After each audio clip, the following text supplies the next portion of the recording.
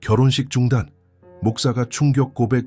신랑 지난주에 다른 여자와 결혼했어요. 결혼식 당일 하객들은 숨조차 쉴 수 없었다. 누구도 예상하지 못한 한마디가 한 사람의 인생 전체를 뒤흔들었기 때문이다. 사랑이라고 믿었던 모든 것이 거짓이었다면 당신은 어떻게 하시겠습니까? 사랑, 약속, 용서, 그리고 죽음보다 더 깊은 비밀. 이 이야기는 단순한 배신이나 눈물만의 이야기가 아닙니다.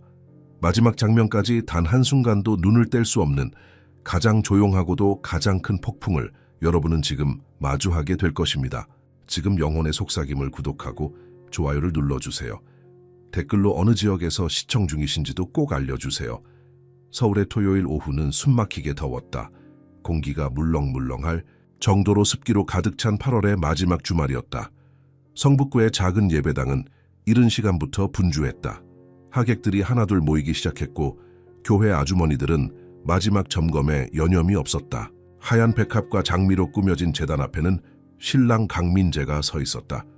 29세의 그는 강남구에 위치한 생명의료연구센터에서 행정관리자로 일하고 있었다. 단정한 네이비 수트가 그의 차분한 성격을 잘 보여주고 있었다.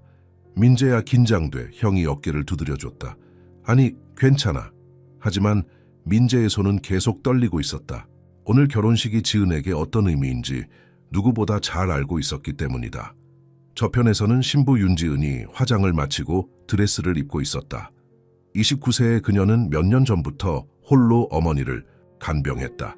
어머니의 무릎 수술비를 마련하느라 직장도 그만두고 연애할 여유도 없었다. 그런 지은에게 민재는 과거는 중요하지 않다며 다가왔다.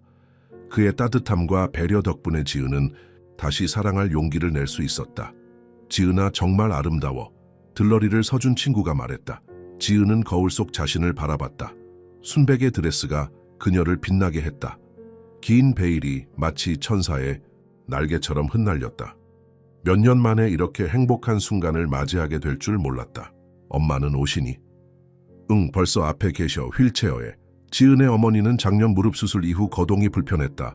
그래서 이 결혼식이 더욱 의미 있었다. 마침내 딸의 결혼식을 볼 수 있게 된 것이다. 오후 3시, 결혼 행진곡이 울려 퍼지기 시작했다. 교회 안은 200명의 하객으로 빈자리가 없었다. 민재의 직장 동료들, 지은의 몇 안 되는 친구들, 양가 친지들 모두가 이 순간을 축복하기 위해 모였다. 여기서 깊이 숨을 쉬세요. 목사님이 조언했다. 목사님은 이 교회에서 30년간 사역해온 박 목사였다. 그는 수많은 결혼식을 집전해왔지만 오늘따라 왠지 모르게 다리가 후들거렸다. 지은이 입장하기 시작했다. 아버지와 함께 천천히 버진로드를 걸어갔다. 하객들의 감탄성이 여기저기서 들려왔다. 저 드레스 정말 예뻐. 신부가 참 고생 많이 했는데 이제 행복할 일만 남았네.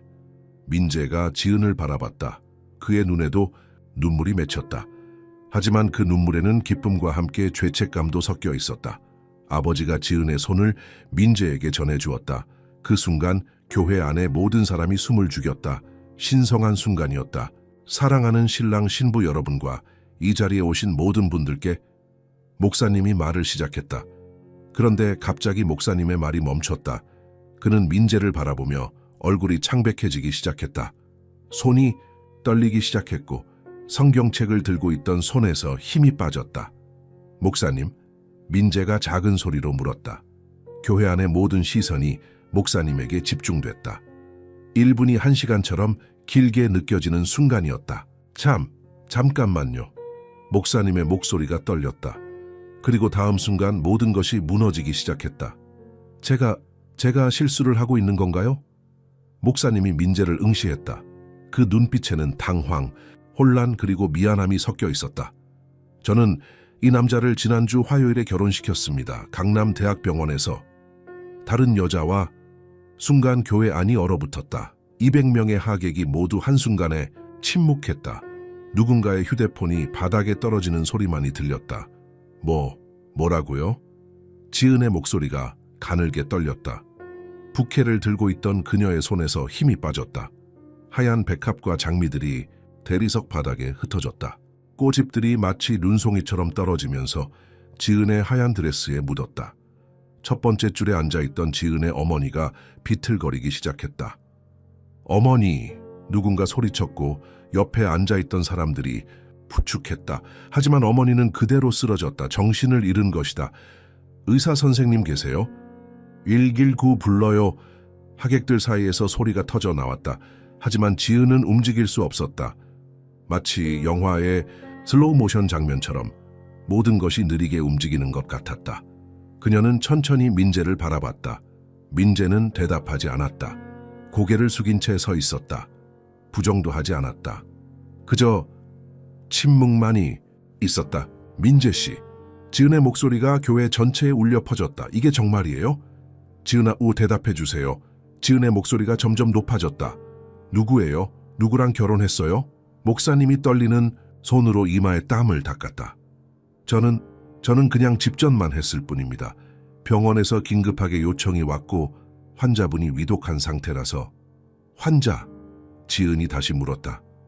네, 말기암 환자분이었습니다. 마지막 소원이 결혼이라고.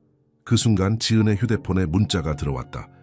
화면에 떠오른 내용의 그녀의 세상이 무너졌다. 병원에서 연락드립니다. 환자 윤지수님의 사망 신고가 접수되었습니다. 윤지수, 그녀의 언니. 3년 전 연락이 끊어진 그 언니. 지은의 다리에서 힘이 빠졌다. 무릎이 구부러지며 그녀는 바닥에 주저앉았다. 휴대폰도 손에서 미끄러져 떨어졌고 화면이 산산조각 났다. 마치 그녀의 마음처럼. 지수, 언니가 내 약혼자와. 이제 하객들 사이에서 웅성거림이 커졌다. 뭔 일이야? 언니가 뭐라고? 병원 사람들이 와야 하는 거 아니야? 지은의 아버지가 민재에게 다가갔다. 이 자식이 내 딸들을 갖고 장난을 쳤나? 하지만 지은은 이미 깨달았다. 언니가 3년 동안 왜 연락이 없었는지, 왜 민재가 자신의 과거를 묻지 않았는지, 왜 그가 가끔 슬픈 표정을 지었는지, 왜 결혼식 날짜를 자꾸 미루려 했는지, 모든 퍼즐 조각이 맞춰지면서 더 큰 혼란이 지은을 덮쳤다. 언니가 죽었어? 그 순간 마치 하늘도 함께 울기 시작한 것처럼 교회 창문 너머로 빗방울이 떨어지기 시작했다. 처음엔 작은 방울이었지만 순식간에 폭우가 되었다. 지은은 일어섰다. 드레스 자락을 질질 끌며 교회 밖으로 뛰어나갔다. 비가 퍼부어도 상관없었다. 모든 것이 무너졌다. 행복한 결혼식이 한순간에 악몽이 되어버렸다. 지은아, 민재가 뒤쫓아왔다. 잠깐 설명을 들어줘. 하지만 지은은 뒤돌아보지 않았다. 빗속을 뛰어가며 하나의 생각만이 머릿속을 맴돌았다. 언니가 내 약혼자와 결혼했다고? 그리고 지금 죽었다고? 교회 계단에서 미끄러지며 넘어졌다. 드레스가 찢어지고 무릎에서 피가 났다. 하지만 그 어떤 고통도 지금의 마음의 고통과 비교할 수 없었다. 폭우 속에서 목사님의 말이 계속 맴돌았다. 다른 여자와 말기암 환자. 지난주 화요일에 모든 것이 너무 갑작스럽고 너무 이해가 되지 않았다. 오늘 아침까지만 해도 세상에서 가장 행복한 여자였는데 이제는 모든 것을 잃은 것 같았다. 4일 전 8월 13일 화요일 강남구 대학병원의 복도는 늦은 밤에도 형광등으로 밝았다. 간호사들이 분주히 오가고 환자들의 낮은 신음소리가 여기저기서 들려왔다. 7층 종양학과 병동은 특히 조용했다. 대부분의 환자들이 깊은 잠에 빠진 시간이었기 때문이다. 민재는 7봉 4호 병실 문 앞에서 한참을 망설였다. 손에는 작은 종이봉투가 들려 있었다. 결혼 반지가 아닌 병원 매점에서 산 간단한 과자였다.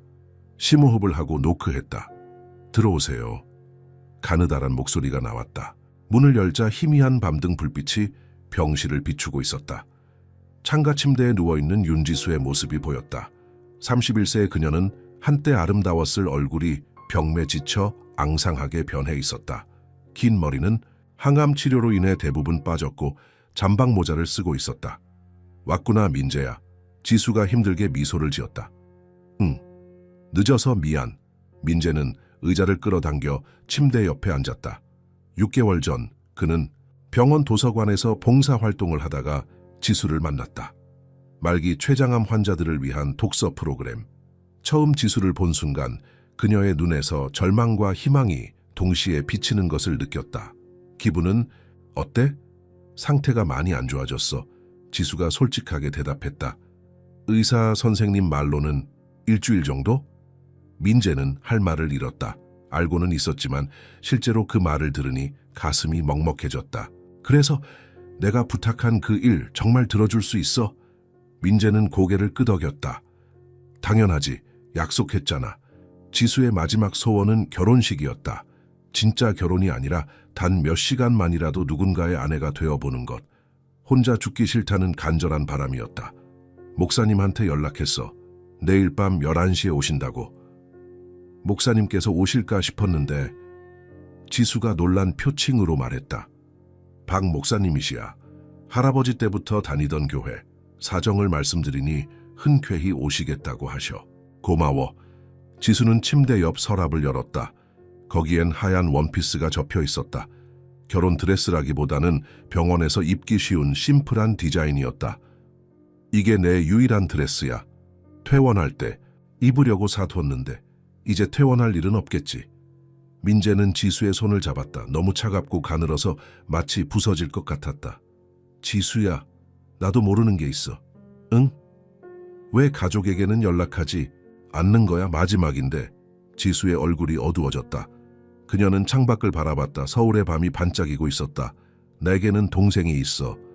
동생? 응, 지은이. 2살 차이야. 민재는 깜짝 놀랐지만 표정에 드러내지 않으려 했다. 지은, 그것은 자신의 약혼녀 이름이었다. 3년 전에 너무 큰 실수를 했어. 지수가 계속 말했다. 지은이 남자친구와 한 번의 실수였는데 지은이가 알게 됐어. 그날 이후로 연락이 끊어졌지.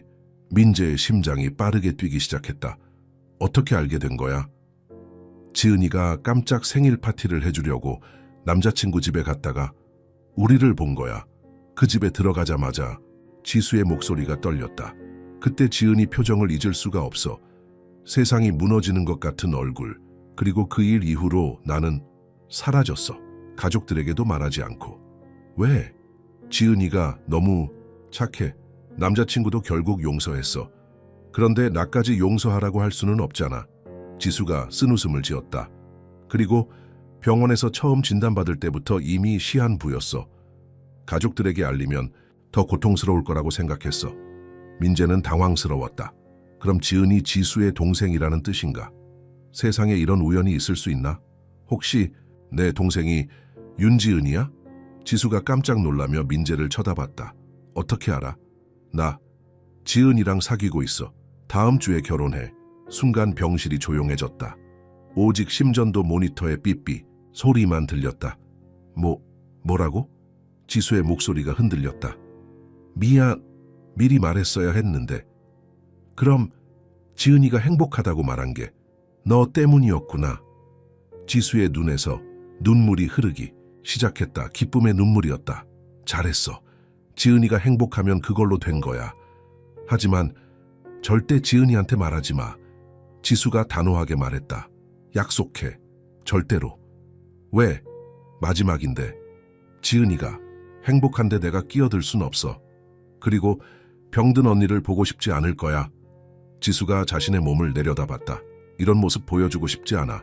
민재는 혼란스러웠다. 결혼식을 앞둔 약혼녀에 언니가 죽어가고 있다는 사실을 어떻게 숨길 수 있을까?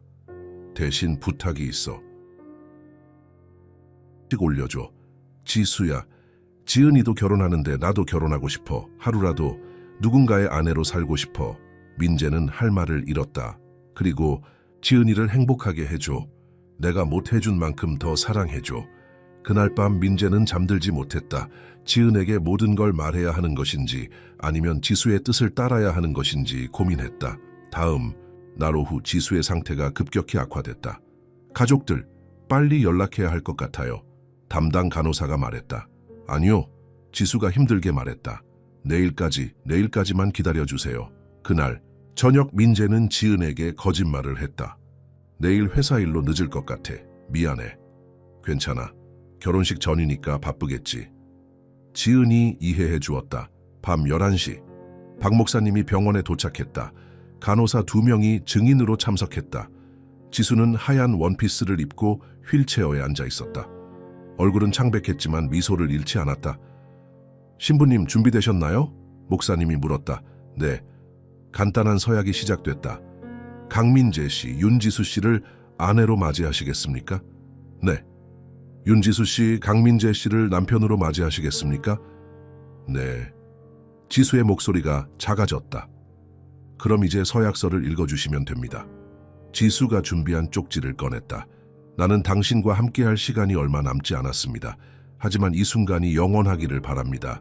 그리고 만약 언젠가 내 동생이 이 일을 알게 된다면 내가 사랑을 훔친 게 아니라 잠시 빌렸다는 걸 알아주었으면 합니다. 모든 사람이 울었다. 병실에 있던 모든 사람들의 눈에서 눈물이 흘렀다. 이제 반지를 교환해 주세요. 결혼 반지 대신 병원에서 나눠준 플라스틱 팔찌를 서로 끼워주었다. 이제 키스하셔도 좋습니다. 민재는 지수의 이마에 가벼운 키스를 했다. 그날 밤 지수는 민재의 손을 잡고 말했다. 고마워, 내 마지막 소원을 들어줘서. 지수야, 지은이한테 전해줘. 언니가 정말 사랑한다고. 그리고 행복하게 살라고. 이틀 후 지수는 세상을 떠났다. 임종 순간까지 지은의 이름을 부르며 지은이, 미안해, 사랑해. 민재는 그 순간을 평생 잊을 수 없을 것 같았다. 그리고 이제 지은에게 모든 진실을 말해야 하는지 더욱 고민에 빠졌다. 지은은 빗속을 무작정 달려갔다.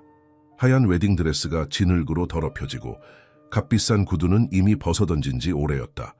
맨발로 거리를 뛰어가면서도 머릿속은 혼란스러웠다.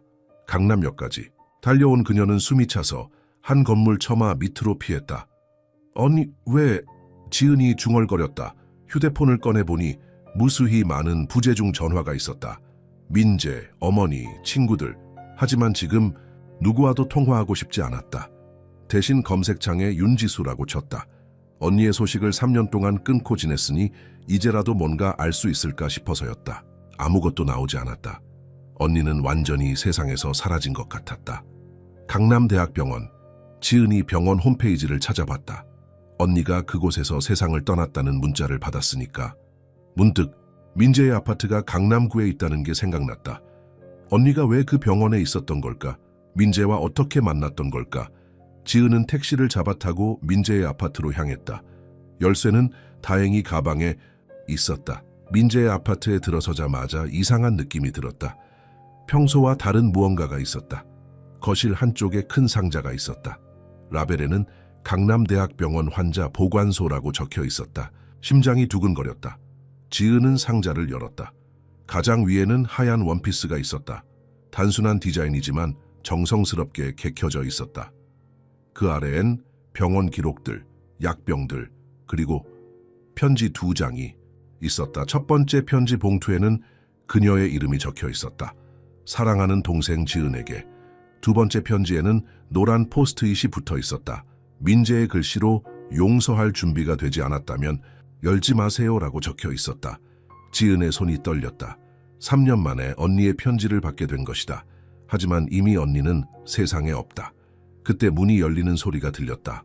민재가 들어오고 있었다. 지은아, 왜 여기에 있어요? 지은이 차갑게 물었다. 내가 갖고 있어야 할 것들이 있어서. 이게 뭐예요? 지은이 상자를 가리켰다. 지수 언니가 남긴 물건들이야. 언니를 언니라고 부르지 마요. 지은의 목소리에 분노가 섞였다. 당신이 무슨 자격으로? 지은아, 일단 앉자. 차분히 이야기하자. 싫어요. 지금 당장 모든 걸 말해요. 민재는 소파에 앉으며 깊이 숨을 들이쉬었다. 6개월 전 병원 도서관에서 지수를 처음 만났어. 병원 도서관? 말기암 환자들을 위한 독서 봉사 프로그램이었어. 지수는 거기 있는 환자 중 한 명이었고 민재가 과거를 회상하기 시작했다. 지은은 가만히 서서 듣고 있었다. 처음엔 그냥 책을 읽어주는 봉사자와 환자 관계였어. 그런데 시간이 지나면서 지수가 나한테 마음을 털어놓기 시작했어. 무슨 이야기요? 자신의 과거에 대해서. 동생이 있다고 했어. 너무 사랑하지만 3년 전에 큰 실수를 한 뒤로 연락할 수 없다고. 지은의 얼굴이 어두워졌다. 어느 날 우연히 내 이야기를 했어. 내 약혼녀 이야기. 그때 지수가 갑자기 울기 시작했어. 설마. 지수가 내 언니라는 걸 그때 알았어. 지은은 믿을 수 없다는 표정이었다. 그럼 그때부터 알고 있었던 거예요? 아니야. 지수가 절대 너한테 말하지 말라고 부탁했어. 특히 네가 결혼을 앞두고 있다는 걸 알고 나서는 무슨 권리로 그런 결정을 했어요? 지수가 네가 행복하기를 바랐어. 병든 언니를 보고 슬퍼하는 것보다 결혼 준비로 행복해하는 모습을 보고 싶다고 했어. 민재가 편지를 가리켰다. 그 편지에 모든 게 적혀 있어. 읽어봐. 지은은 망설였다. 언니의 마지막 말을 정말 들을 준비가 되어 있을까? 먼저 이것부터 보여줄게. 민재가 휴대폰을 꺼냈다. 화면에는 사진이 있었다. 병원 침대에 누워있는 지수와 민재가 병원 가운을 입고 서 있는 모습이었다. 두 사람 모두 미소 짓고 있었다. 이게 뭐예요? 지수의 마지막 소원이었어. 한 번만 누군가의 아내가 되어보고 싶다고. 지은의 눈에서 눈물이 흘러내렸다. 그래서 언니랑 결혼한 거예요? 아니야. 진짜 결혼이 아니라 그냥 의식만.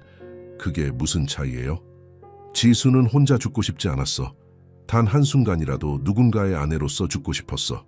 지은은 소파에 주저앉았다. 모든 게 혼란스러웠다. 아직 말 안 한 게 있어. 민재가 계속했다. 뭐요?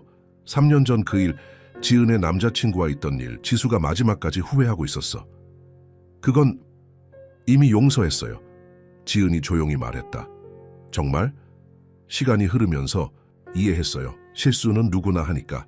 그럼 지수도 용서할 수 있어. 지은은 대답하지 못했다. 분노와 슬픔, 미안함이 뒤섞여 있었다. 편지를 읽어볼게요. 지은은 첫 번째 편지를 집어들었다. 봉투를 뜯으며 손이 계속 떨렸다. 사랑하는 동생 지은아, 이 편지를 읽고 있다면 나는 이미 세상에 없을 거야. 미안해. 3년 동안 연락하지 못해서 미안하고 이런 식으로 알려져서도 미안해. 나는 2년 전부터 말기암 진단을 받았어. 처음엔 6개월이라고 했는데 생각보다 오래 버텼지. 아마 지은이가 행복하게 사는 모습을 보고 싶어서였나 봐. 민재를 만난 건 정말 우연이었어. 병원에서 봉사하는 착한 사람이었지. 그런데 내 약혼자라는 걸 알고 정말 놀랐어. 세상이 이렇게 좁을 줄이야. 지은아, 네가 행복해하는 모습을 보면서 나도 행복했어. 네가 드레스를 고르고 결혼식 준비를 하는 이야기를 민재한테서 들으면서 정말 기뻤어. 마지막에 민재에게 결혼을 부탁한 건 한 번만 누군가의 아내가 되어보고 싶어서였어. 이기적이었나? 하지만 민재는 정말 좋은 사람이야. 네 행복을 누구보다 걱정하고 있어. 3년 전 일은 정말 미안해. 평생 후회하며 살았어. 하지만 그 일 덕분에 네가 더 행복해졌다면, 아니 그건 아니지. 나는 그냥 미안할 뿐이야. 마지막 부탁이 있어. 민재에게 화내지 마. 그 사람은 내 비밀을 지켜준 것뿐이야. 그리고 행복하게 살아줘. 내가 못 산 만큼 더 행복하게. 사랑해 우리 지은이. 언니 지수가 편지를 다 읽을 때쯤 지은의 눈물이 멈추지 않았다. 분노도 원망도 아닌 그저 슬픔만이 남았다. 지수는 죽기 전까지 너 걱정만 했어. 민재가 조용히 말했다. 왜 말 안 해줬어요? 마지막이라도 볼 수 있었는데. 지수가 원한 게 아니었어. 너의 결혼식을 망치고 싶지 않았대. 지은은 두 번째 편지를 집어들었다. 포스트잇을 떼어내고 봉투를 열었다.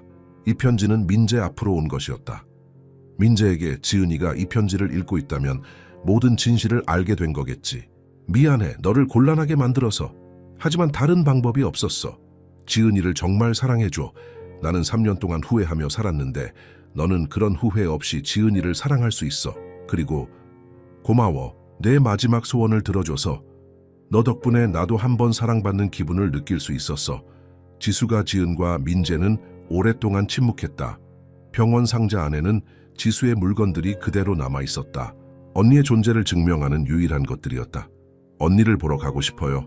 지은이 마침내 말했다. 병원에? 아니요. 언니가 있는 곳으로. 다음 날 오전, 지은은 어머니가 계신 양평의 요양원으로 향했다. 병원에서 실신한 어머니는 의사의 권유로 잠시 요양원에서 안정을 취하고 계셨다. 지은의 머릿속은 여전히 혼란스러웠지만 어머니에게만큼은 모든 것을 털어놓고 싶었다. 요양원에 도착했을 때 윤 여사 59세는 창가에 앉아 멍하니 바깥을 바라보고 계셨다. 무릎 수술 후 거동이 불편해 휠체어를 사용하고 계셨지만 표정은 평소보다 훨씬 어두웠다. 어머니, 지은아 왔구나. 어머니의 목소리가 평소보다 쉬어 있었다. 지은은 어머니 옆 의자에 앉았다. 어머니 괜찮으세요? 어제 많이 놀라셨죠? 괜찮아. 어머니가 답했지만 눈에는 눈물이 고여 있었다. 어머니 알고 계셨죠? 뭘? 언니가 아프다는 것. 언니가 세상을 떠났다는 것.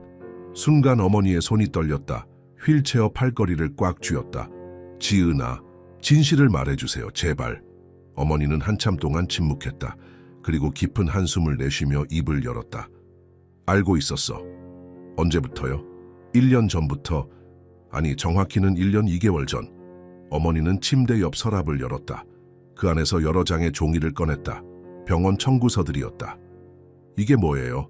지수가 내 명의로 치료받고 있던 기록이야. 지은은 종이들을 받아들었다.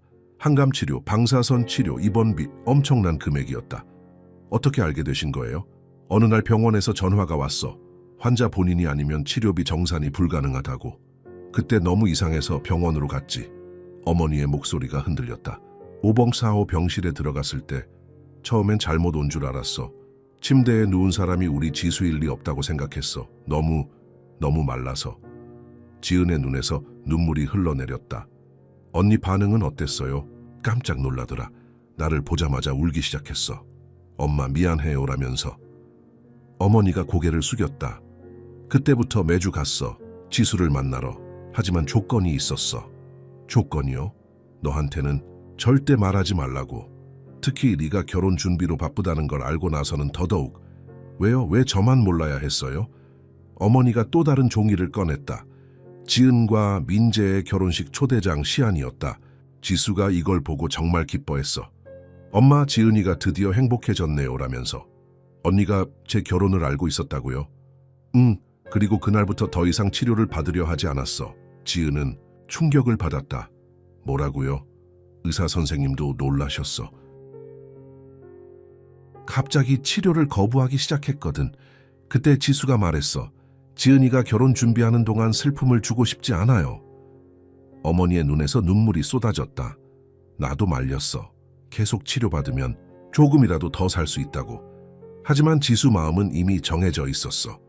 언니는 저를 위해 더 빨리 죽음을 선택한 거예요? 아니야. 어머니가 고개를 저었다. 지수도 살고 싶었어. 하지만 너의 행복을 우선 순위에 두었어.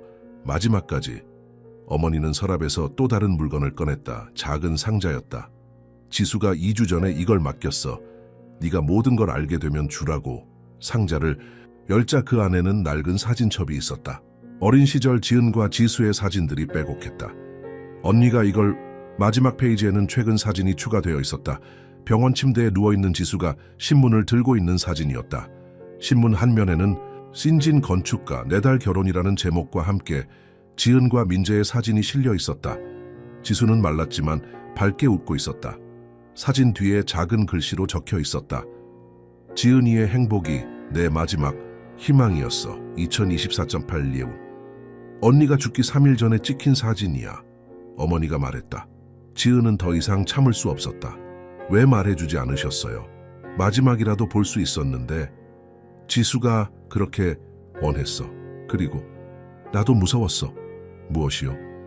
네가 언니를 원망할까봐. 3년 전 일 때문에 아직도 마음이 아픈데 이번엔 은혜를 모르는 딸이 될까봐. 지은은 어머니를 바라봤다. 저는 언니를 용서했어요. 오히려 미안해요. 왜 아픈 걸 말해주지 않았는지 이제야 알 것 같아요. 정말? 네. 언니는 마지막까지 저를 지키려고 한 거예요. 어머니가 지은의 손을 잡았다. 지수가 죽기 하루 전에 말했어. 엄마, 민재가 지은이를 행복하게 해줄 거예요. 제가 못해준 만큼 더 사랑해줄 거예요. 민재가 언니 죽음을 혼자 견디고 있었네요. 그래, 그 아이도 참 힘들었을 거야. 약혼녀의 언니가 죽어가는 걸 보면서도 말할 수 없었으니까. 지은은 이제야 모든 것이 이해되기 시작했다. 민재가 가끔 보였던 슬픈 표정, 결혼식을 미루려 했던 이유, 그리고 어제 교회에서의 그 침묵. 어머니, 민재한테 화내면 안 되죠? 당연하지. 그 아이는 죄가 없어. 오히려 우리 가족 모두를 배려해 준 거야. 어머니는 창밖을 바라봤다. 지수는 마지막에 이렇게 말했어. 이제 지은이가 행복하면 돼요. 저는 그걸로 충분해요. 저도 언니를 행복하게 해드리고 싶었는데 네오의 행복이 지수에게는 가장 큰 선물이었어. 그때 요양원 복도에서 민재의 모습이 보였다. 그는 조심스럽게 다가오고 있었다. 민재가 왔네. 어머니가 말했다. 어제부터 계속 지은이 찾아다니고 있었어. 걱정이 많이 됐나 봐. 지은은 창밖을 보면서 생각했다. 언니는 자신의 죽음까지도 남을 위한 선물로 만들었다. 그리고 민재는 그 선물을 지키기 위해 홀로 고통받았다. 엄마 민재한테 당장 가야겠어요. 그래 가봐라. 그리고 지수 영정 앞에도 함께 가보고. 영정이 어디에 있어요? 민재가 알고 있어. 장례식도 그 아이가 모든 걸 처리했어. 지은은 어머니의 손을 꼭 잡았다. 어머니도 고생 많으셨어요. 혼자 이 무거운 비밀을 견디느라. 아니야. 나는 지수의 엄마로서 당연한 일을 했을 뿐이야. 지은은 일어섰다. 이제는 민재와 함께 언니를 제대로 추모해야 할 시간이었다. 그리고 언니가 마지막으로 전해준 사랑에 대한 진정한 의미를 깨닫기 시작했다. 복도로 나서면서 지은은 민재에게 손을 내밀었다. 민재의 얼굴에는 놀라움과 안도감이 동시에 스쳤다. 언니에게 가야죠. 지은이 조용히 말했다. 정말 괜찮아? 아니요. 전혀 괜찮지 않아요. 하지만 이제는 혼자가 아니니까. 지은과 민재는 강남대학병원으로 향했다. 차 안은 한동안 조용했다. 둘 다 어디서부터 이야기를 시작해야 할지 몰랐다. 지수 언니 영정은 어디에 있어요? 지은이 먼저 말을 꺼냈다. 장례식장, 아니 이미 화장됐어. 영정은 내가 집에 가지고 있어. 장례식도 혼자서 치르셨어요. 민재가 고개를 끄덕였다. 지수가 그렇게 부탁했어. 조용히 혼자 떠나고 싶다고. 또다시 침묵이 흘렀다. 강남대학병원에 도착하자 민재는 7층 종양학과 병동으로 지은을 이끌었다. 7045 병실 문 앞에서 둘은 멈춰 섰다. 여기가 지수가 마지막 6개월을 보낸 곳이야. 병실은 이미 다른 환자가 입원해 있었다. 하지만 창가 침대 위치만 보아도 언니가 거기 누워 있었을 모습이 그려졌다. 병원 로비에 잠깐 앉자. 민재가 제안했다. 1층 로비의 한적한 코너에 앉은 지은과 민재. 민재가 가방에서 사진 몇 장을 꺼냈다. 이건 지수가 죽기 전 마지막 일주일 동안 찍은 사진들이야. 첫 번째 사진, 휠체어에 앉은 지수가 병원 옥상에서 서울 시내를 바라보고 있었다. 바람에 날리는 환자복, 깡마른 실루엣이 마음 아팠다. 두 번째 사진, 지수가 병실에서 편지를 쓰고 있는 모습. 고개를 숙여 글씨를 쓰는 뒷모습만 찍혔지만 그 진정성이 느껴졌다. 세 번째 사진, 민재와 지수가 병원 복도를 걸어가는 모습. 지수는 링거대를 끌고 있었고 민재가 그 옆에서 부축하고 있었다. 이 사진들은 지수가 직접 찍어달라고 부탁했어. 나중에 지은이가 보면 좋을 것 같아라면서 언니가 이미 이 순간을 예상하고 있었던 거네요. 민재가 마지막 사진을 보여줬다. 그것은 결혼식 사진이었다. 병실에서 하얀 원피스를 입은 지수와 정장을 입은 민재가 서 있었다. 지수의 얼굴에는 환한 미소가 번지고 있었다. 6개월 전 내가 첫 봉사를 나갔을 때였어. 민재가 이야기를 시작했다. 6개월 전 강남대학병원 도서관. 민재는 말기암 환자들을 위한 독서 프로그램 자원봉사자로 첫날을 맞이했다. 부모님을 교통사고로 잃고 난 후 그는 의미 있는 봉사활동을 찾고 있었다. 오늘은 몇 분이나 오실까요? 담당 간호사에게 물었다. 보통 5명 정도. 오늘은 윤지수 씨도 오실 거예요. 윤지수 씨? 췌장암 말기. 정말 착한 분이에요. 아픈데도 항상 다른 환자들 챙기시고. 도서관에 환자들이 하나둘 들어오기 시작했다. 휠체어를 탄 분들, 링거대를 끌고 오는 분들. 그 중에서도 창가에 앉은 한 여성이 눈에 띄었다. 윤지수 씨? 민재가 다가갔다. 네, 오늘부터 오시는 봉사자분이시죠. 강민재라고 합니다. 지수의 첫인상은 강렬했다. 병에 지쳐 있었지만 그 눈빛에는 여전히 생기가 남아 있었다. 오늘은 어떤 책을 읽어드릴까요? 여행의 기술이요. 알랭드 보통이 쓴. 여행 계획 있으신가요? 지수가 쓴웃음을 지었다. 죽기 전에 제주도 한번 가보고 싶어요. 그날부터 매주 화요일 민재는 지수를 만났다. 처음엔 그저 책을 읽어주는 관계였지만 시간이 지나면서 서로의 이야기를 나누기 시작했다. 가족은 왜 안 오세요? 어느 날 민재가 물었다. 없어요. 지수가 고개를 저었다. 아니, 없는 게 나아요. 혼자 이 일을 견디기 힘들지 않아요? 처음엔 외로웠어요. 하지만 이제는 이게 나은 것 같아요. 왜요? 동생이 있어요. 너무 착한 애라서 아픈 언니를 보면 너무 아파할 거예요. 연락이라도 해보세요. 못해요. 지수의 목소리가 떨렸다. 3년 전에 돌이킬 수 없는 실수를 했어요. 실수? 동생 남자친구와 지수가 말을 멈췄다. 한 번뿐이었는데 동생이 알게 됐어요. 민재는 충격을 받았다. 하지만 지수의 고통스러운 표정을 보니 더 이상 묻고 싶지 않았다. 몇 주 후 민재도 자신의 이야기를 털어놓기 시작했다. 나도 최근에 힘든 일이 있어요. 무슨 일이에요? 약혼녀가 있는데 자꾸 거짓말을 하게 돼요. 왜요? 여기서 환자분들을 보면서 죽음에 대해 생각하게 됐어요. 그런데 그 생각을 그녀와 나눌 수가 없어요. 약혼녀분 이름이 뭐예요? 윤지은이요. 순간 지수의 얼굴이 창백해졌다. 컵을 들고 있던 손이 덜덜 떨리기 시작했다. 뭐라고요? 윤지은이요. 왜요? 지수가 고개를 돌렸다. 눈물이 뚝뚝 떨어지고 있었다. 혹시 작은 별 모양 점이 턱 밑에 있나요? 민재가 깜짝 놀랐다. 어떻게 알았어요? 제 동생이에요. 세상이 좁다는 말을 실감하는 순간이었다. 그날부터 둘의 관계는 더욱 복잡해졌다. 민재는 죄책감에 시달렸다. 약혼녀의 언니가 죽어가고 있는데 그 사실을 숨기고 있었으니까. 지은이한테 말해주세요. 어느 날 민재가 제안했다. 안 돼요. 지수가 강하게 반대했다. 절대 안 돼요. 왜요? 마지막인데. 지은이가 행복해하는 모습 봤어요? 민재는 고개를 끄덕였다. 지은은 요즘 결혼 준비로 매일 행복해했다. 저 때문에 그 행복이 깨지면 안 돼요. 3년 전에 이미 한 번 깨뜨렸는데 또 깨뜨릴 수는 없어요. 하지만 약속해주세요. 지은이가 결혼식을 올릴 때까지 절대 말하지 마세요. 민재는 약속할 수밖에 없었다. 몇 주 후 지수의 병세가 급격히 악화됐다. 민재 씨, 부탁이 있어요. 뭐든지 말해요. 저랑 결혼해주세요. 뭐라고요? 진짜 결혼 말고요. 그냥 의식만, 한 번만 누군가의 아내가 되어보고 싶어요. 민재는 당황했다. 지수 씨, 지은이가 시집 갈 거잖아요. 저도 한 번쯤 그런 경험을 해보고 싶어요. 미안해요. 전 지은을 사랑해요. 알아요. 지수가 웃었다. 그래서 부탁하는 거예요. 지은이가 결혼하는 날 저도 결혼할 수 있게 해주세요. 그럼 같은 날 결혼한 자매가 되잖아요. 민재는 거절하려 했지만 지수의 간절한 눈빛을 보고 마음이 흔들렸다. 대신 조건이 있어요. 뭐든지요. 지은이를 평생 행복하게 해주세요. 약속할 수 있어요. 민재는 고개를 끄덕였다. 결혼식 3일 전 지수는 더 이상 일어날 수 없을 정도로 약해졌다. 민재 씨, 미안해요. 계획대로 하지 못할 것 같아요. 그럼 오늘이라도. 진짜요? 목사님께 전화 드릴게. 그렇게 밤 11시에 결혼식이 이루어졌다.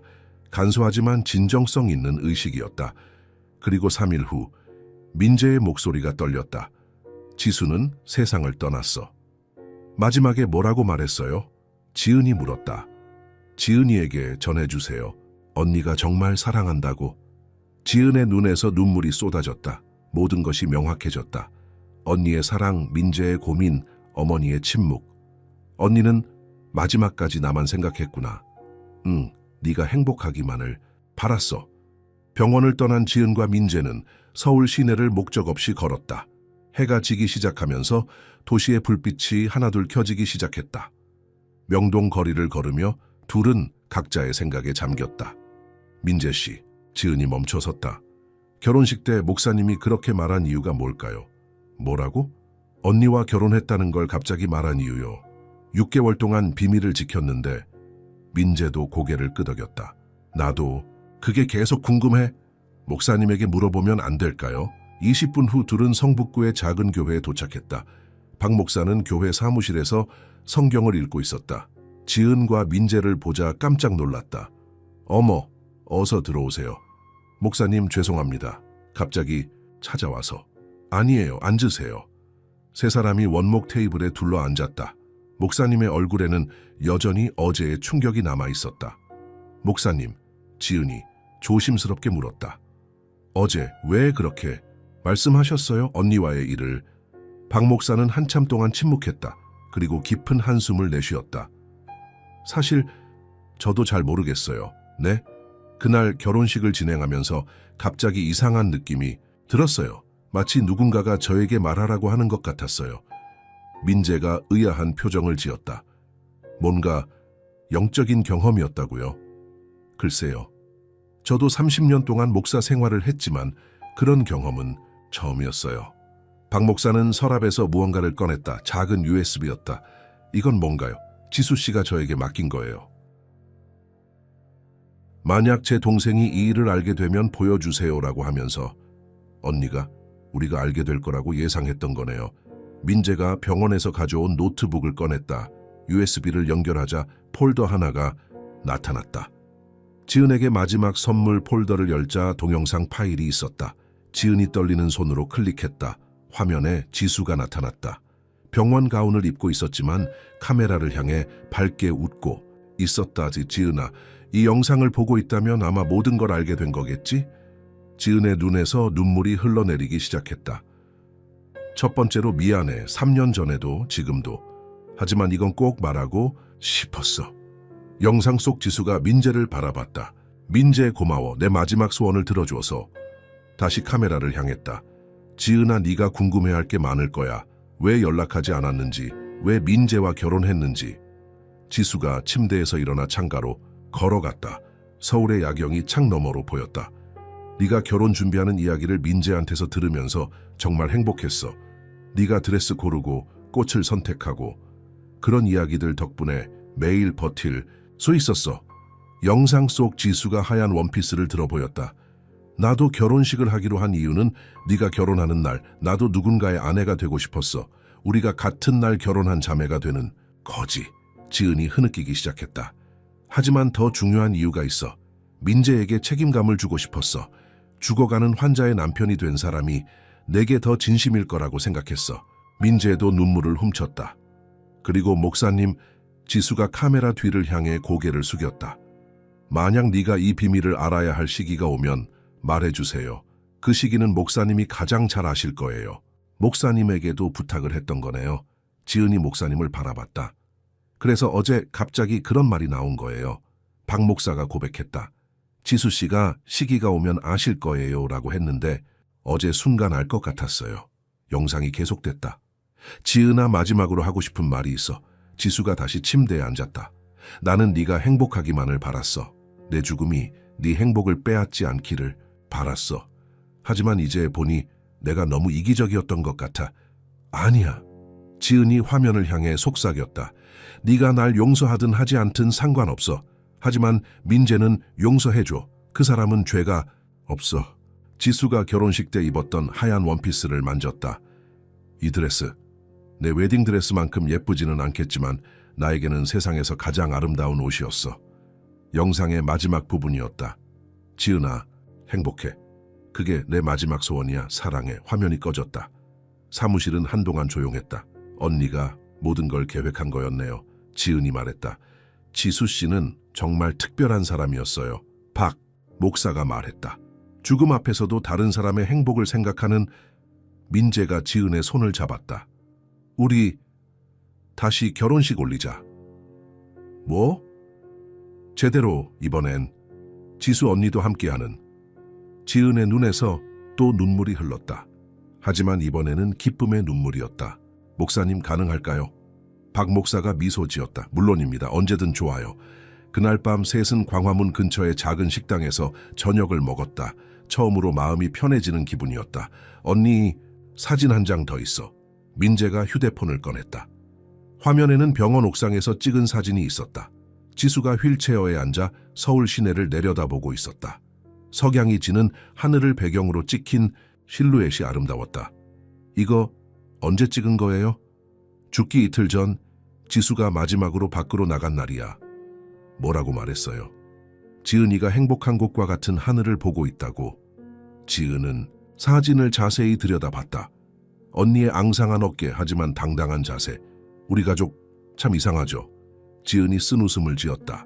서로 사랑하는데 솔직하지 못해서. 이제부터는 달라질 거야. 민재가 대답했다. 박 목사도 고개를 끄덕였다. 사랑은 때때로 상처를 주기도 하지만 결국 치유하는 힘이 있어요. 그날 밤 집으로 돌아가면서 지은은 하늘을 올려다봤다. 별이 유난히 밝게 빛나고 있었다. 언니, 이제 조금씩 이해할 것 같아. 왜 그런 선택을 했는지. 민재가 지은의 어깨를 끌어안았다. 우리 결혼식 정말 특별하게 만들자. 언니 목까지 행복하게. 그들의 두 번째 결혼식은 일주일 후로 정해졌다.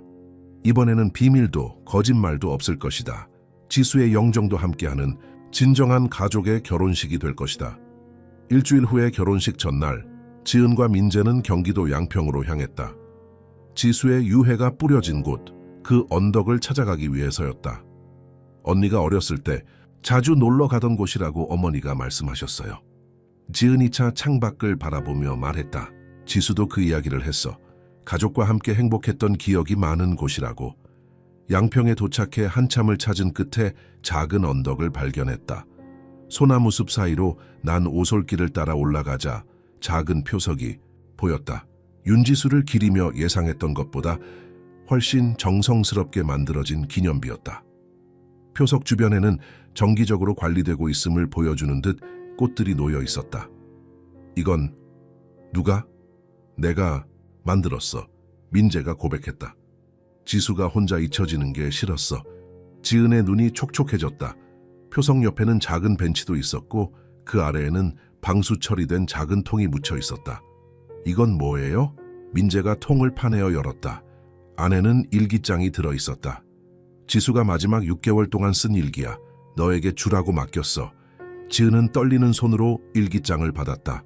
표지에는 지은이에게라고 적혀 있었다. 첫 페이지를 넘기자 언니의 익숙한 글씨체가 나타났다. 2024년 3월 5일 오늘 췌장암 진단을 받았다.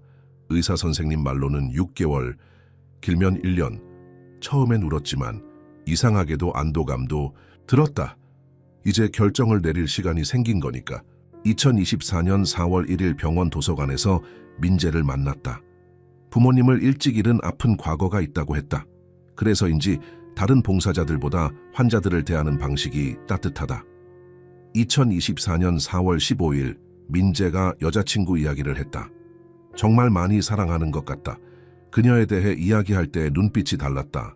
부럽다. 2024년 5월 20일 세상에 민재의 여자친구가 우리 지은이었다. 이런 우연이 아니 운명인가? 심장이 너무 빨리 뛰어서 간호사가 달려올 뻔했다. 지은은 일기를 읽어가며 그날의 상황을 떠올려봤다. 5월 20일 그날 자신은 민재와 저녁 약속이 있었는데 민재가 갑자기 급한 일이 생겼다며 연락했던 날이었다. 2024년 6월 3일 민재가 지은이 사진을 보여줬다. 3년 만에 보는 지은이의 환한 미소. 결혼할 거라고? 정말 다행이다. 내 실수 때문에 남자를 불신할까봐 걱정했는데 2024년 6월 15일 오늘 큰 결정을 했다. 더 이상 적극적인 치료를 받지 않기로. 지은이가 행복해하는 동안 슬픔의 그림자가 되고 싶지 않다. 2024년 7월 10일 민재에게 무리한 부탁을 했다. 나랑 결혼해달라고. 미친 짓이지. 하지만 단 한 번만 누군가의 아내가 되어보고 싶었다. 2024년 8월 5일 지은이 결혼식 날짜가 정해졌다. 8월 18일. 내가 이 세상에서 사라질 정확한 날도 함께. 한 생명이 끝나고 새로운 가정이 시작되는 날. 2024년 8월 10일 병원 옥상에서 서울을 내려다봤다. 저 어딘가에서 지은이가 행복하게 준비하고 있겠지. 같은 하늘, 같은 도시. 그것만으로도 위안이 된다. 마지막 일기였다. 2024년 8월 13일 내일이면 민재와 결혼한다. 3일 후 지은이도 결혼하고 나는 떠날 것이다. 이상하게도 무섭지 않다. 오히려 평온하다. 지은아, 이 일기를 읽고 있다면 모든 걸 이해해 줬으면 좋겠어. 나는 네가 행복하기만을 바랐어. 내 죽음이 네 행복을 앗아가지 않기를 바랐어. 3년 전 그 일은 정말 실수였어. 하지만 그 실수 덕분에 나는 이렇게 성숙해질 수 있었어. 네가 용서해주지 않아도 괜찮아. 나는 이미 용서받았어. 하느님에게서. 마지막으로 고마워. 내 동생이 되어줘서. 내가 사랑할 줄 알게 해줘서.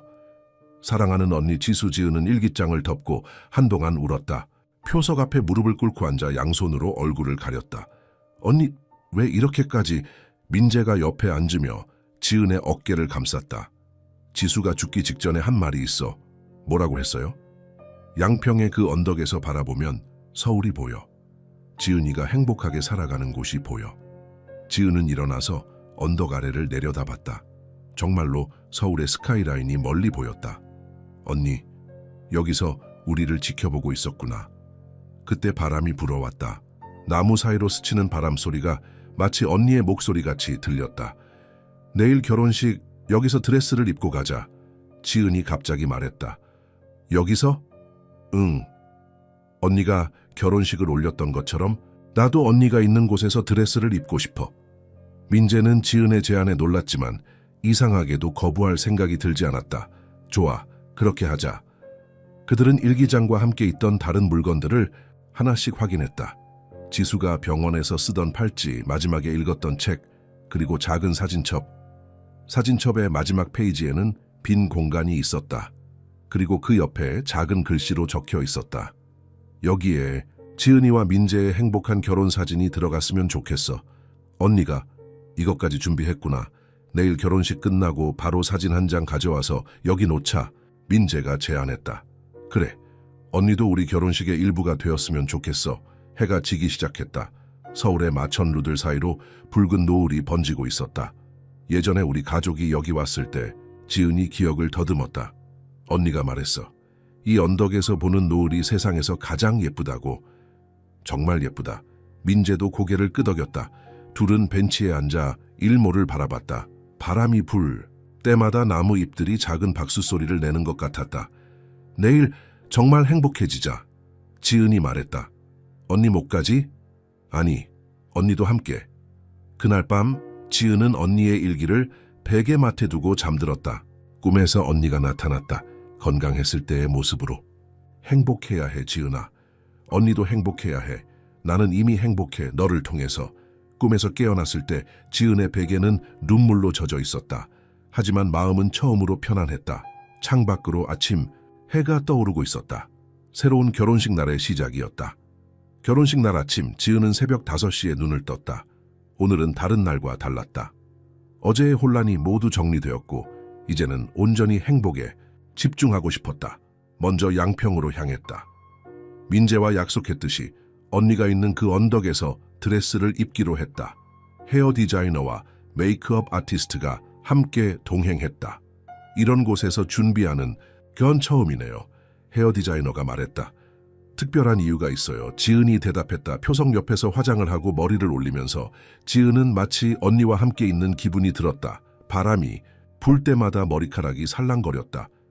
자연광 덕분에 정말 예쁘게 나왔어요. 메이크업 아티스트가 거울을 들어 보였다. 드레스를 입을 때였다. 순백의 드레스가 아침 햇살을 받아 환하게 빛났다. 지은은 거울 대신 표석에 비친 자신의 모습을 바라봤다. 언니, 어때요? 예쁘죠? 바람이 응답하듯 불어왔다. 오전 10시, 결혼식이 열리는 성북구 교회로 향했다. 이번엔 소규모로 진행하기로 했다. 가족들과 가까운 친구들만 초대했다. 교회에 도착하자 민재가 기다리고 있었다. 정장을 입고 있던 그의 얼굴에는 긴장과 설렘이 뒤섞여 있었다. 아름다워. 민재가 속삭였다. 고마워. 교회 입구에는 지수의 영정이 놓여 있었다. 병원에서 찍은 것이 아닌 몇 년 전 가족 사진에서 나온 건강한 모습의 지수였다. 어머니가 가져오신 사진이야. 민재가 설명했다. 지은은 영정 앞에 잠시 머물렀다. 언니, 오늘 제대로 된 결혼식 할게요. 10시 30분, 결혼식이 시작되었다. 이번에는 목사님도 차분했다. 지난주와 달리 모든 것이 준비되어 있었다. 사랑하는 친지 여러분, 오늘 이 자리에 함께 해주셔서 감사합니다. 목사님의 시선이 지수의 영정으로 향했다. 특별히 오늘 하늘에 계신 윤지수 씨도 이 자리에 함께하고 계십니다. 하객들이 고개를 돌려 영정을 바라봤다. 이 결혼식은 단순히 두 사람의 결합이 아닌 온 가족의 재결합이기도 합니다. 민재와 지은이 제단 앞으로 나아갔다. 이번에는 망설임이 없었다. 강민재 씨, 윤지은 씨를 아내로 맞이하시겠습니까? 네. 그리고 민재가 지수의 영정을 바라봤다. 하늘에 계신 지수에게도 약속합니다. 지은을 평생 행복하게 하겠습니다. 윤지은 씨, 강민재 씨를 남편으로 맞이하시겠습니까? 네. 지은도 영정을 바라봤다. 그리고 언니에게도 약속할게요. 언니가 바라던 행복을 꼭 찾겠어요. 많은 하객들이 눈물을 흘렸다. 특히 지은의 어머니는 휴지로 눈을 계속 닦았다. 이제 서양문을 읽어주세요. 민재가 준비한 종이를 꺼냈다. 지은아, 6개월 전에 너의 언니를 만났을 때 나는 운명을 믿게 되었어. 그리고 그 운명 속에서 우리가 다시 만날 수 있었어. 지수가 남긴 사랑의 씨앗을 우리가 키워나가자. 맹세할게. 너를 지키고 사랑하고 존중하겠어. 이번엔 지은이 서약했다. 민재 씨, 당신은 언니의 마지막 소원을 들어준 사람이에요. 그리고 저에게는 새로운 시작을 가능하게 해준 사람이에요. 언니가 전해준 사랑을 받아서 당신과 함께 더 큰 사랑을 만들어 가고 싶어요. 반지 교환 시간이 되었다. 민재가 특별한 반지를 꺼냈다. 이 반지, 특별해 보여요. 지수가 미리 준비해둔 거야. 병원에서 나에게 맡겼어. 반지 안쪽에는 글씨가 새겨져 있었다. 지은, 민재, 지수가 이어드려요. 지은의 눈에서 또다시 눈물이 흘렀다. 언니가 마지막까지. 이제 키스해도 좋습니다. 민재와 지은이 키스를 나누는 순간 교회 안에 박수가 터져 나왔다. 하지만 가장 큰 박수는 하늘에서 들리는 것 같았다. 식이 끝나고 하객들과 인사를 나누던 중 예상치 못한 손님이 나타났다. 병원에서 지수를 담당했던 의사였다. 축하합니다. 지수 씨가 정말 좋아하셨을 것 같아요. 선생님, 지수 씨가 마지막에 말씀하셨어요. 의사 선생님, 제 동생이 결혼하면 꼭 가서 축하해 주세요라고. 정말요? 네. 그리고 이것도 맡기셨어요. 의사가 작은 편지를 건넸다. 봉투에는 결혼식 날 열어보세요라고 적혀 있었다. 결혼식 사진 촬영 후 민재와 지은은 조용한 곳에서 편지를 열었다. 지은아, 이 편지를 읽는다는 건 모든 일이 잘 풀렸다는 뜻이겠지? 오늘 너의 결혼식 날 나는 하늘에서 미소 지으며 지켜보고 있을 거야. 너무 화려하지 마. 내 목까지 행복하려고 무리하지도 마. 그냥 너답게 자연스럽게 행복해주어. 민재에게 전해줘. 내 동생을 맡긴다고. 잘 부탁한다고. 마지막으로 우리 엄마 많이 안아줘. 엄마도 많이 힘드셨을 거야. 사랑해, 우리 지은이. 언니가 두 사람은 오랫동안 편지를 읽고 또 읽었다. 결혼식 후 작은 피로연에서 지은은 어머니 옆에 앉았다. 엄마 고생 많으셨어요. 아니야, 지수도 너도 모두 행복해졌으니 그걸로 된 거야. 엄마도 이제 행복하세요. 너희가 행복하면 나도 행복해. 해가 질 무렵 민재와 지은은 양평의 언덕으로 다시 향했다. 약속대로 결혼 사진 한 장을 가져가기 위해서였다. 표석 앞에 도착했을 때 놀라운 광경이 펼쳐졌다. 언덕 전체에 나비들이 날아다니고 있었다. 계절에 맞지 않는 현상이었다. 신기해. 민재가 언니의 일기장에서 본 것을 떠올렸다. 지수가 나비를 좋아했어. 결혼 사진을 지수의 일기장 맨 뒤 페이지에 조심스럽게 붙였다. 빈 공간이 드디어 채워졌다. 언니, 여기 있어요. 우리 결혼 사진. 바람이 불며 일기장 페이지가 펄럭였다. 마치 언니가 사진을 들여다보고 있는 것 같았다. 이제 정말 모든 게 끝난 건가? 지은이 중얼거렸다. 아니야. 민재가 대답했다. 이제부터 시작이야. 지수가 남긴 사랑을 이어받아서. 돌아가는 길에 지은의 휴대폰에 메시지가 왔다. 모르는 번호였다. 언니가 기뻐하실 것 같아요. 나비들은 제가 놓아드린 거예요. 지수 언니 이야기 들었거든요. 병원 봉사자 김민지. 지은은 미소 지었다. 언니의 사랑이 이렇게 퍼져나가고 있었다. 그날 밤 새로운 집에서 지은은 민재에게 말했다. 우리도 언니처럼 누군가에게 희망이 되자. 어떻게? 말기 환자들을 위한 프로그램을 만들어 보면 어떨까? 지수의 집이라는 이름으로. 민재는 지은을 끌어안았다. 완벽한 아이디어야. 지수가 정말 좋아할 거야. 3년 후 서울 강남구에 위치한 지수의 집은 작지만 따뜻한 공간이다. 말기암 환자와 가족들을 위한 상담센터이자 소통의 장소로 운영되고 있다. 지은과 민재가 언니의 이름으로 만든 이 공간은 이미 많은 사람들의 위안이 되고 있었다. 오늘은 지수의 집 3주년 기념일이다. 작은 행사를 준비하며 지은은 벽면에 걸린 사진들을 바라봤다. 행사에 참여했던 환자들, 가족들, 그리고 그들의 미소가 가득한 사진들이었다. 여보, 사람들 오기 시작했어. 민재의 목소리가 들렸다. 지은은 문 쪽으로 걸어갔다. 익숙한 얼굴들이 하나둘 나타나기 시작했다. 김할머니는 남편분의 손을 잡고 오셨다. 6개월 전 남편분이 폐암 판정을 받았을 때 이곳을 찾아왔던 그 부부였다. 지은 씨, 오늘 특별한 날이죠?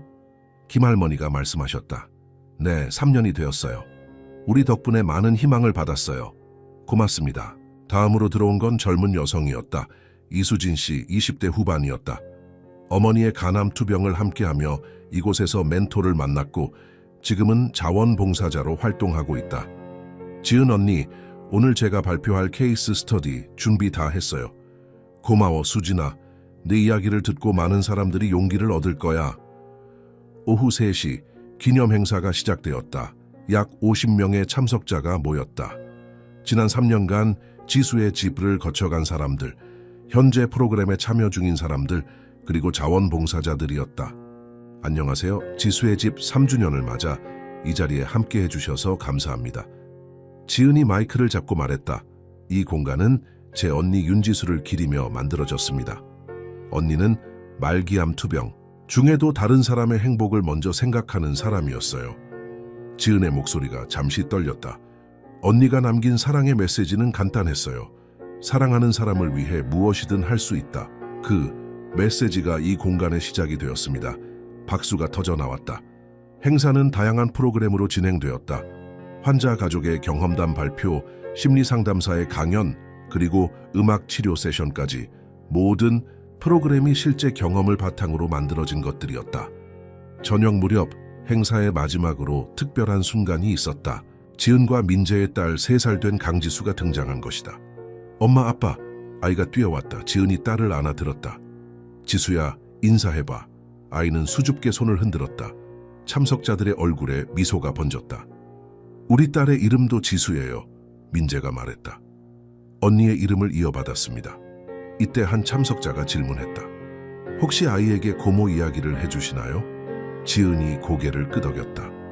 매일 밤 자기 전에 지수 고모가 하늘에서 지켜보고 계신다고 말해주어요. 그리고 어른이 되면 고모의 진짜 이야기를 들려줄 거예요. 행사가 끝나고 사람들이 하나둘 떠나기 시작했다. 지은과 민재는 딸과 함께 센터를 정리하고 있었다. 아빠, 저녁에 할머니 집 가는 거 맞아? 지수가 물었다. 오늘은 할머니가 특별한 음식 준비하신대. 매주 토요일마다 세 가족은 지은의 어머니와 함께 저녁을 먹었다. 어머니도 이제 거동이 더 불편해졌지만 손녀를 보는 것만으로도 힘이 났다고 하셨다. 집으로 가는 길, 지은은 창밖을 보며 생각에 잠겼다. 뭐 생각해? 민재가 물었다. 너 언니가 정말 자랑스러웠을 것 같아. 우리가 이렇게 살고 있는 모습을 보면.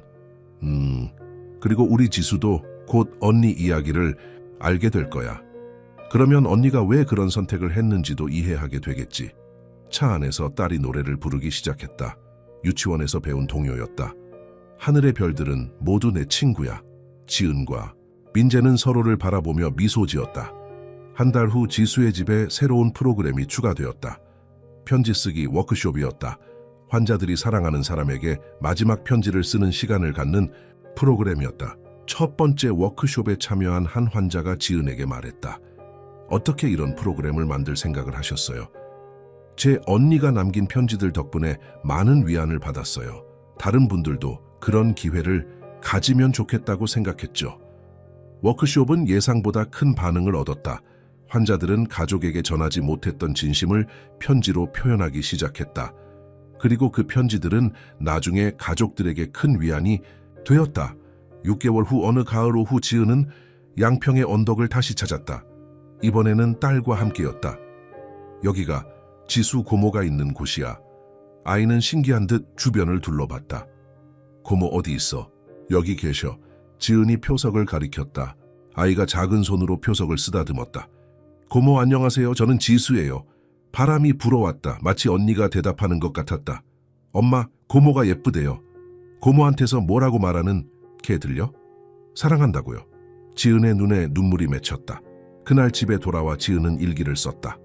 언니가 남긴 일기장에 이어서 2027년 10월 15일 언니, 오늘 지수가 처음 언니 무덤을 방문했어. 아직 어려서 잘 이해하지는 못하지만 언니의 존재를 느끼는 것 같았어. 지수의 집은 이제 많은 사람들의 희망이 되고 있어. 언니가 남긴 사랑이 계속 퍼져나가고 있어. 언니, 정말 고마워. 사랑해. 동생 지은. 그날 밤 지은은 꿈을 꾸었다. 언니가 나타나 말했다. 잘하고 있어, 지은아. 언니, 내가 없어도 괜찮지? 언니는 항상 우리와 함께야. 지수의 집에서, 우리 딸에게서, 그리고 내 마음속에서. 고마워, 내 사랑을 이어받아서. 꿈에서 깰 때 지은의 얼굴에는 미소가 번지고 있었다. 그리고 당신이라면? 사랑하는 사람의 행복을 위해 당신은 어디까지 희생할 수 있나요? 때로는 가장 큰 사랑이 가장 깊은 침묵 속에 숨어 있습니다. 때로는 누군가의 거짓말이 누군가의 진실보다 더 진정성 있을 수 있습니다. 때로는 이별이 만남보다 더 아름다울 수 있습니다. 지수의 이야기는 끝났지만 사랑의 이야기는 계속됩니다. 당신의 삶에서, 당신의 주변에서, 그리고 당신이 아직 인식하지 못한 곳에서 사랑은 보답을 바라지 않습니다. 사랑은 자신을 내세우지 않습니다. 사랑은 때로는 자신을 지우는 것으로 시작합니다. 그리고 바로 그런 사랑이 세상을 바꿉니다. 당신도 누군가에게는 지수가 될 수 있습니다. 그리고 누군가의 지수가 당신을 지켜보고 있을지도 모릅니다. 오늘 밤 당신이 사랑하는 사람들을 생각해 보세요. 그들을 위해 당신이 할 수 있는 것은 무엇인가요? 그리고 당신을 위해 누군가가 하고 있는 것은 무엇인가요?